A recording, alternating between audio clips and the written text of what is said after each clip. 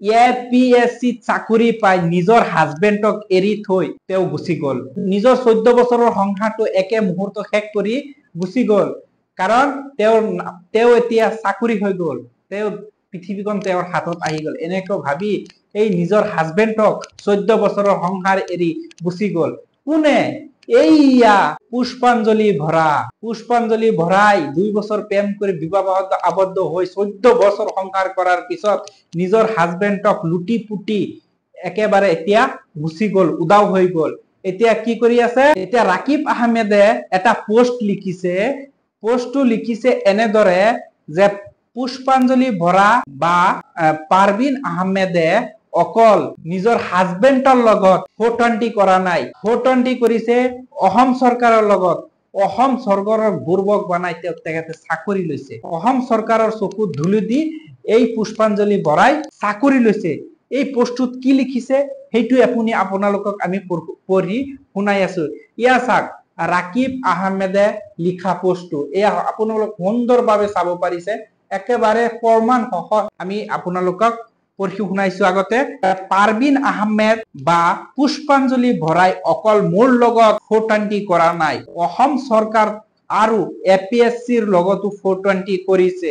মোৰ সৈতে 12 বছৰ সংসাৰ কৰি পত্নী হিচাপে থাকি নিজকে অবিবাহিত বুলি চাকৰি লৈছে আৰু পাৰবিন আহমেদ নাম গ্ৰহণ কৰি আকৌ SC ৰিজাৰ্ভেশ্যনত চাকৰি লৈছে। কেনেকে সম্ভৱ হৈছে এইটো? নিজকে কেনেকে দাবী কৰিলে যে 12 বছৰ সংসাৰ কৰি এজনী ছোৱালী নিজকে অবিবাহিত বুলি? এজনী ছোৱালী যেতিয়া ধৰ্ম কনভাৰ্ট কৰি আন এটা ধৰ্মলৈ গুচি যোৱাৰ পিছতো SC ৰিজাৰ্ভেশ্যনত কেনেকৈ চাকৰি লৈছে বুলি এই ডকুমেন্টছত দিব পাৰিছে। এই বস্তুটো চৰকাৰৰ লগত গেম খেলিছে নে নাই? চৰকাৰৰ লগত মিছা ডকুমেন্টছ জমা দিছে নে নাই? এই বস্তুটো আপোনালোকে এবাৰ চিন্তা কৰক যে এজনী মহিলাই কি কৰিব পাৰে। এজনী 420, মই কোৱা নহয়, 420 নিজৰ হাজবেণ্ডে নিজৰ পত্নীক কৈছে এই মহিলাজনী এটা 420 হয়। 420 ছোৱালী সকলে বা মহিলাসকলে কি কৰিব নোৱাৰে? চৰকাৰৰ চকুতো ধুলি দিব পাৰে এই সকল মহিলাসকলে, এই সকল বিষাক্ত মহিলাসকলে। এই বস্তুটো এয়া চাওক, তেখেতে যে ধৰ্ম কনভাৰ্ট কৰিছে তেখেতৰ পুৰা প্ৰমাণ ইয়া আছে। চালেনে?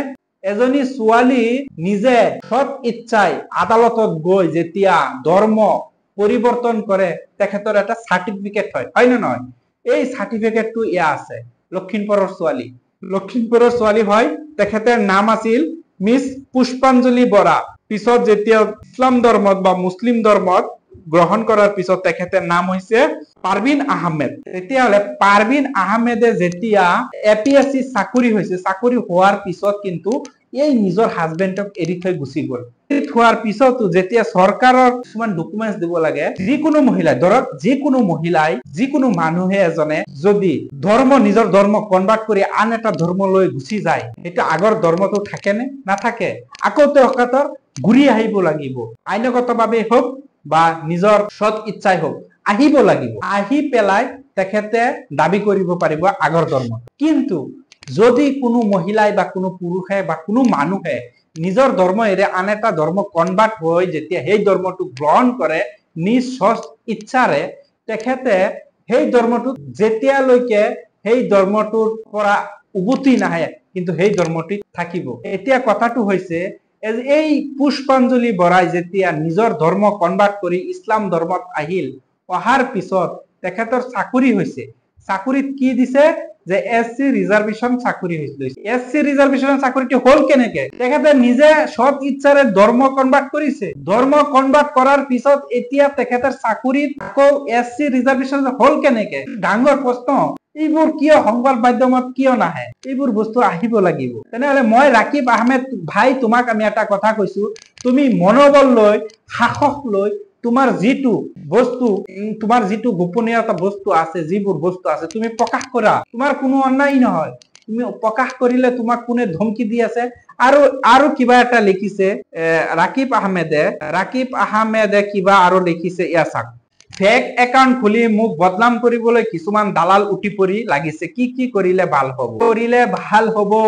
ৰাইজক সুধিছে এই ৰাকিব আহমেদে আৰু এটা কমেন্ট বক্সত আহি এটা বস্তু লিখিছে যে কালি এফআইআৰ দিম কি প্ৰমাণ হিচাপে মোৰ কথা সমালোচনা কৰি আছে কোনোবাই তেখেতক কিবা এটা সমালোচনা কৰি আছে বদনাম কৰিবলৈ কৰি আছে ঠিক আছে এফআইআৰ কৰাটো তোমাৰ কৰ্তব্য কৰিব পাৰা আৰু এয়া 14 বছৰ ভাল আছিল এতিয়াহে মই বেয়া হৈ পৰিলো সকলো সময়ৰ খেলা আৰু ভগৱানৰ লীলা এইবোৰ পোষ্ট হৈছে নিজা ৰাকিব আহমেদে পোষ্ট কৰা বস্তু এয়া চাওক এই গোটেই কেইটা হৈছে ৰাকিব আহমেদে পোষ্ট কৰা এয়া চাওক হৈছে পুষ্পাঞ্জলি বৰা আৰু ৰাকিব আহমেদ দেখিব পাৰিছে ধৰ্ম কনভাৰ্ট তেখেতৰ মেৰেজ এয়া সাৰ্টিফিকেট বোৰ দেখিব পাৰিছে এইবিলাক হৈছে তেনেহলে এজনী ছোৱালীয়ে 14 বছৰ সংসাৰ কৰি পিছত গুচি যোৱাৰ পিছত নিজক অবিবাহিত বুলি প্ৰমাণ দিলে কাক এই এপিএসসি আৰু অসম চৰকাৰৰ এই বস্তুবোৰ জল পটপট হ'ব লাগে